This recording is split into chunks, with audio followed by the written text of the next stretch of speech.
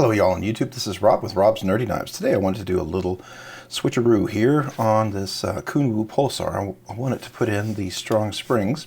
As you can see, the action is pretty light. I can flick it open without any effort, and flicking it with the left hand is kind of hard, and over here sometimes I continually fail because there's not enough resistance. So I definitely want to try to strengthen that up a little bit. So let's go ahead and dig right into this. Gotta figure out what these screws are. I believe these are T6s right here, so let's take a look. Yeah, those are T6s. I figured they were. It's a little disappointing, but you know, that's all right. Now, I'm pretty sure this right here is a T8, right here in the pivot. Yep, so that's a T8. So we're gonna do T6s and T8s, okay? So let's go ahead and begin. So the thing about this is it uses these Omega springs, and I really like the fact that Kunwu included an extra set of springs in here, a little more high tension, if you will. So that's really nice.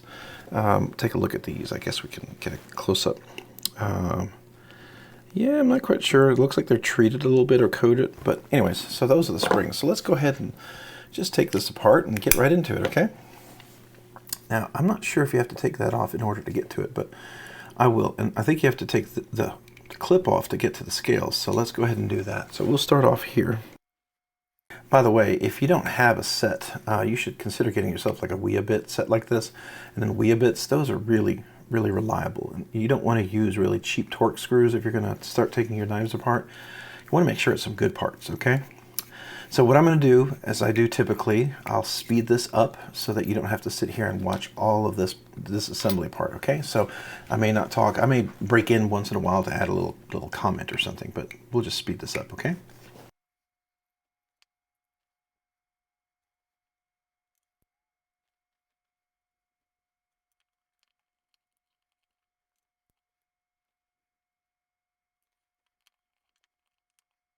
Okay, so as you can see, this is the inner liners, and this is the titanium scales. Some great milling done here, so that's really nice.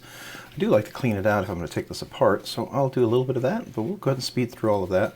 Just basic, wipe it down, get the oil off. Sometimes you have some residue from the factory. That's the kind of stuff you want to take care of. So,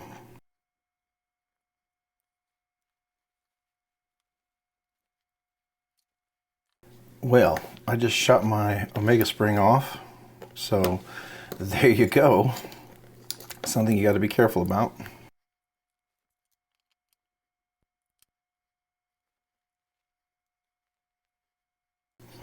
This is a captive pivot. You can see that with the little D, and it'll have a little place to catch right there, so that's nice.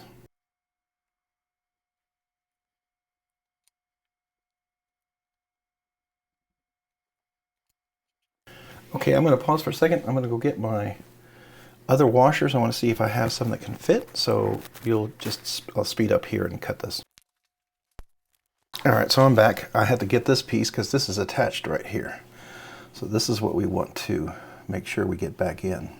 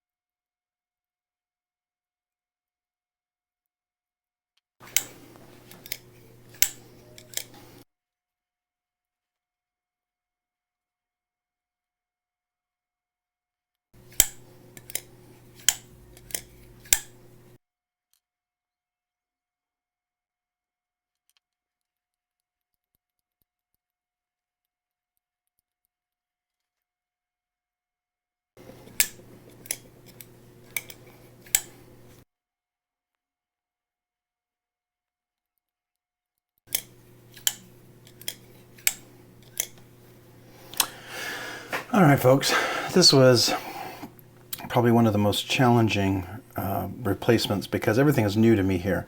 I've done Benchmades before, but you know, this mechanism here and how it's working with the titanium scales was very challenging, and I over-oiled it intentionally, in case you're wondering, because I didn't oil it when I was trying to get the Omega springs on there, because that is just, it was really challenging. It's just challenging to reassemble. And it's definitely a method to the madness and probably a best way to do it. And hopefully you learned something from what you saw. These come off first. The screws all come off. They're all T6s, which really made it a little more challenging. I wish they weren't T6s, but I put Skiff washers on here. Again, it's the Rocket Glide right here, the 1/4 inch, 1/16 balls, 13 count, 0.252, 0.420, and 0.050. Now the outer diameter could have probably been just a little bit bigger. I think it works because of the inner diameter. So if we can get another 1/4 inch with the inner diameter at that, but just a little bit bigger on the outside, I think there's one more that does that. But I didn't have those washers on hand, so I couldn't put those in. But anyways, yeah, I think the action's a little bit better. And I think what I'm hearing is, yeah, it's the lock bar, the axis lock or whatever you want to call it. It's rolling over the back of the blade, and then it locks in place right there. So anyhow, yeah, so the challenge here is be patient, go slowly, watch your springs because they will fly. Make sure you get one part of this end first.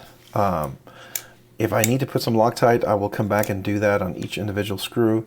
I put Loctite on the pivot, and that was about it, because I was just having a challenge getting it together, and I didn't really want to be distracted by the Loctite, so I felt like I could come back to that if I had to. As you can tell, I believe I kind of ruined this bit. No, not this one.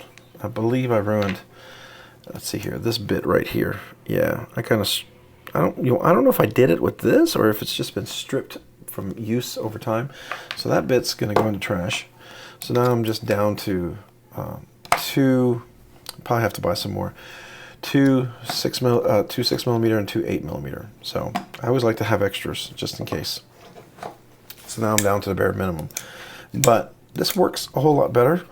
I did replace this. These were not as strong, so I will say, yeah, these are definitely more flexible. That's for sure. Compared to the other ones that I put in, they were, yeah, you can see these are definitely much more flexible. The ones I put in were a lot stiffer, so I think that it's going to make a big difference. I think my preference would be stiffer Omega springs in there. I have some I bought for my bug out. I bought out of Austin. They're made here in the USA. I might put those in if I have to replace these. Sometimes, I mean, I've actually had an Omega spring break. Very, very rare, and I think I was doing a whole bunch of stuff on there and I took it apart. So, you know, it could have been user error. But if you don't take it apart ever, then, you know, probably they'll last, you know, almost the life of the knife or something, right? But I will say, the actions feel smoother. It really does. Yeah. So I will say the Rocket Glides really make a difference compared to these plastic. I think, well, I don't know if this is plastic. This is probably Teflon, I'm going to assume. Yeah, it's pretty slick. So it's probably Teflon. I mean, I don't know if it's plastic or Teflon. I can't quite tell. But you can see, like, look at the imperfections. You can see that right there. It's a little off-center. You know, not everything's perfectly in there. That's what you can expect with those plastic ones. But I think it's worthwhile putting some really nice washers in there if you have them. And if you don't, maybe you should. Check them out. Rocket Glide. These aren't them. These are the old ones. I would put the new ones in there, so that's really nice. I did enjoy that. It does feel better. Yeah, I definitely have a little more detent on the left side. What I was noticing over here is when I was flicking the knife, it was so soft, and I keep hitting this with my other hand.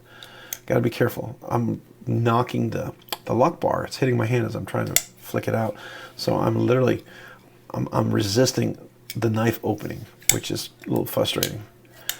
So anyways, that is it. That is the spring replacement. You're going to see a lot of edits, a lot of fast zooming because some of the thing went off screen. I had to go hunt for parts I dropped. I got interrupted a couple of times. I had to go take care of some things. But that is it. So if you like this, if you enjoyed this video, if you find some value in it, you learned something, would you please consider hitting the like button down below? I sure would appreciate that. And if you've already liked this video, maybe consider hitting subscribe.